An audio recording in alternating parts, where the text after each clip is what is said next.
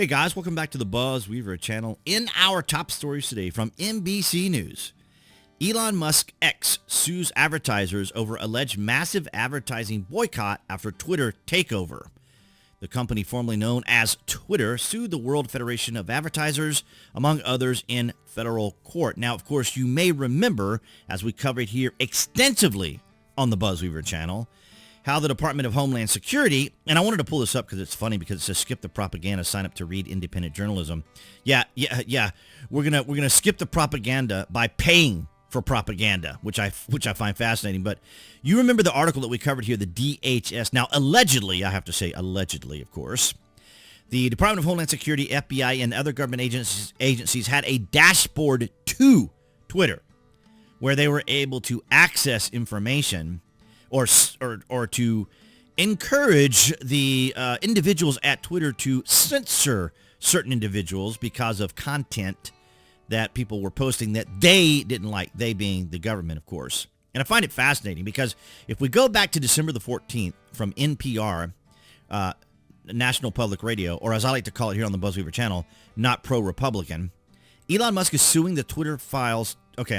Elon Musk is using the Twitter files to discredit foes and push conspiracy theories. I find it fascinating, isn't it? These people used to love Elon Musk.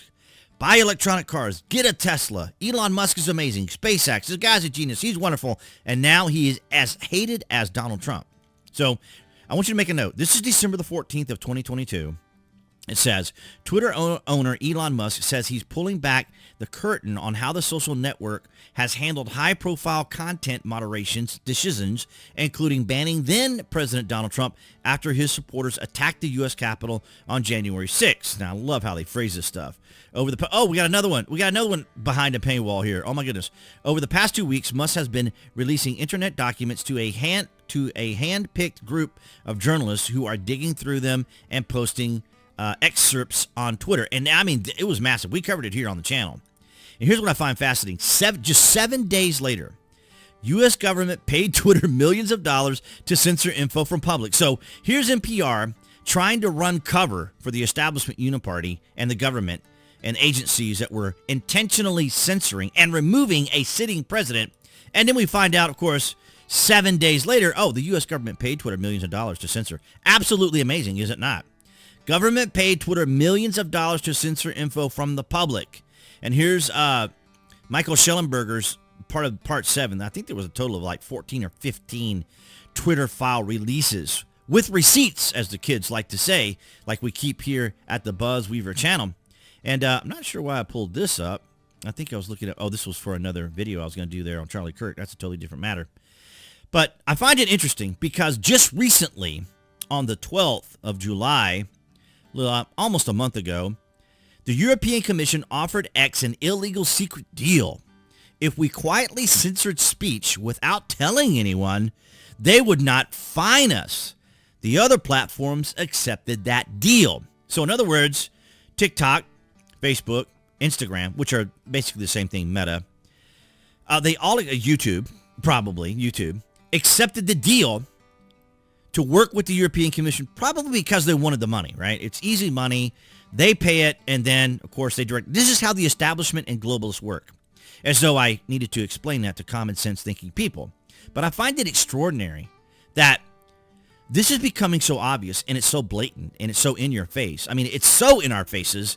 You guys always remember me going back talking about the shadow campaign by Molly Ball in Time magazine, where she's spiking the football, outlining specifically what the establishment and deep state is doing to win the 2020 election. It's absolutely amazing. I want you guys to listen to this.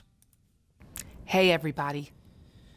I was shocked by the evidence uncovered by the House Judiciary Committee that a group of companies organized a systematic illegal boycott against X. It is just wrong, and that is why we are taking action. Today, we filed an antitrust lawsuit against the Global Alliance for Responsible Media, 4 of its key members, and the World Federation of Advertisers. These organizations targeted our company and you, our users. The evidence and facts are on our side. They conspire to boycott X, which threatens our ability to thrive in the future. That puts your global town square, the one place that you can express yourself freely and openly, at long-term risk. People are hurt when the marketplace of ideas is constricted. No small group of people should be able to monopolize what gets monetized. This group is no match for the power of our users. All of you, the very same users that have driven usage of X to all-time highs. I joined X because I believe in the power of the global town square. It's users like you, people of all backgrounds and opinions, who make X indispensable. You deserve an open platform where your views can be expressed without restriction and without fear. To all of you who have been part of this transformative journey that we're on, thank you. Rest assured, X has never been more committed to innovating and expanding. Amazing. Absolutely awesome. I agree with her 100%. I couldn't be happier that Elon Musk is on Twitter. As a matter of fact, my growth on Twitter has been amazing, partly because on Twitter, this was the establishment's centerpiece of social media.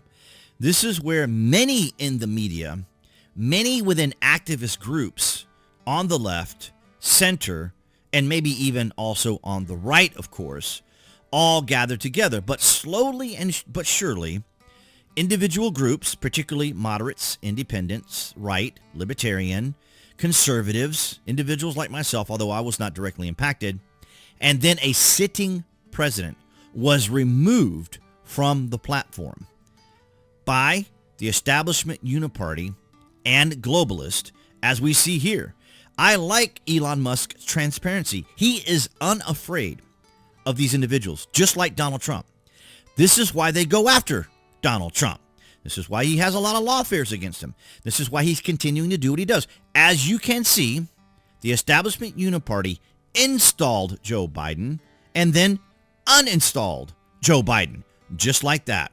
And that's what they wanted Donald Trump to do. That's what they want all presidents and all individuals who work within government, sadly work within government versus working for the people. This is what they do. And we saw Joe Biden, who didn't want to leave, and you can rest assured, Jill didn't want him to leave, and Hunter didn't want him to leave. That's for sure. But you saw what he did. He capitulated. He had to, because of course their ultimatum was probably going to be either you take this deal where we let you get your golden parachute, or we're going to sink you like Donald Trump. Let me know down in the comments if you think that is unrealistic, you think that's bombastic, if you think that's biased, if you think that's sensational. You let me know down in the comments if you don't think that's exactly how that played out. Because how do you go from, oh, he's sharp as a tack, he's going to go to a debate. He went to the debate, failed miserably, and within weeks, they were going to remove him. They thought it was terrible. Then there was the assassination attempt against Donald Trump. And then 2 weeks later, I think it was 2 weeks after that, or like 14 days, 2 weeks, then Joe Biden comes forward and says he's stepping down. And then Kamala Harris, who was negligible, non-existent in polling, is now currently, supposedly, leading Donald Trump. It's absolutely phenomenal. And, of course, now the left is even upset that she picked Walz because they didn't need Minnesota. Normally, they pick an individual that they need a state from. For example, Donald Trump, who went with J.D. Vance from Ohio, so they could get Ohio. So the idea that they went with Minnesota is absolutely ridiculous, and even the left is complaining about it. But I find it fascinating that Elon Musk is now going to sue these advertisers over alleged massive advertising boycott. I think it's absolutely amazing, as you heard from her. Elon Musk's social media platform X has sued a group of advertisers alleging that a massive advertising boycott deprived the company of billions of dollars in revenue and violated antitrust laws. There it is. There it is. That's what they do. That's lawfare. You go after your enemies. You put them through the courts. You siphon their money slowly but surely. You make them pay for filings. You make them pay for this. You make them pay for that. You grind them down in the media. You grind them down in the public.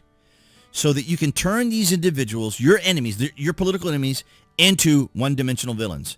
This is exactly what they're doing to Donald Trump. Exactly.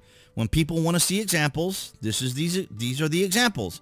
The company formerly known as Twitter filed a lawsuit Tuesday in a federal court in Texas against the World Federation of Advertisers and member companies Unilever, Mars, CVS Health, and Ørsted. Amazing. This is exactly what they do.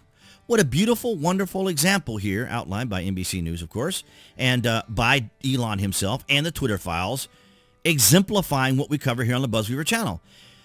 You know, I'm not a prophet. You know, I'm not a guru. I don't, these things don't come to me serendipitously. I just look and see the trends. I just look at the information, read the information, see the direction things are going in, use my eyes, think about it, use a little bit of critical thinking, and then realize there's a cabal out there in this world. There are globalists, and there is an establishment. There is a deep state that is directly impacting and influencing our society, our culture, our institutions. And they have become so authoritarian, they have become so aggressive and hungry for power that they go after individuals that threaten that power, like Elon Musk and like Donald Trump. They have to silence these people. But now that Elon owns Twitter and runs Twitter and allows people to speak on Twitter, it's a huge headache and a problem for them. I mean, it's not a mystery why we have two parties in the United States. That way it's easier for the establishment to control either one or the other and pit one against the other. It's absolutely extraordinary. I also want to let you guys know that I do have an exclusive video about Google, that I did an exclusive video on Rumble. So if you guys aren't following me on Rumble, there's a link down below. You can click on that link and watch that video. I would encourage you guys to do so. So that link is down there in the description area, along with my other social media platforms. And of course, if you're an Amazon Prime member or order frequently from Amazon, I have my links there, as well as if you're interested in VPN. All that's down there below the video. But this is extraordinary. Absolutely. I am absolutely happy for Elon Musk. I'm glad he's doing this. This is a perfect time for all this to happen because it is a continuing dismantling of the establishment, and it's absolutely wonderful. But I want to thank all you guys across New Tech, as well as everyone here on YouTube, for your guys' continued support. Appearing there on the screen, that will be the channel icon. You guys can click on that to subscribe, as well as to select notifications. That way you know when there's content here on the channel. And I will see all you guys in the next video.